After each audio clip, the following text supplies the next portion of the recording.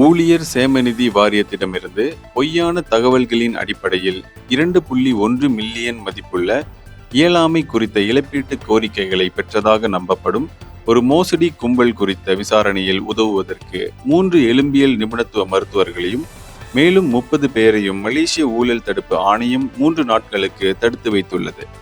தடுத்து வைக்கப்பட்டவர்கள் 26 இருந்து 60 வயது வரையிலானவர்கள் என்பதும், இவர்களுள் மருத்துவர்கள், இழப்பீட்டை பெற்றவர்கள், ஏஜென்ட்டுகள் மற்றும் ரன்னர்ஸ்களும் இடம்பெற்றுள்ளார்கள் என்பதும் தெரிய வந்துள்ளது.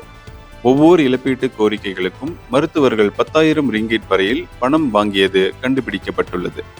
2017 முதல் மோசடி செயலில் ஈடுபட்டு வந்த இந்த கும்பலை 2009ஆம் ஆண்டு MACCயின் சட்டம் பிரிவு 18 கீழ் பொய்யான ஆவணங்களை கொண்டு ஏமாற்றுதல் வேலைகளில் ஈடுபட்டதற்காக விசாரிக்கப்படுகின்றனர். குற்றம் நிரூபிக்கப்பட்டால் இச்சட்டத்தின் கீழ் கடுமையான தண்டனை விதிக்கப்படும். இதன் தொடர்பில் மேலும் பலர் கைது செய்யப்படலாம் என்பது தெரிய வந்துள்ளது. இந்தியர்களின் இதய குரல் மக்களோசை.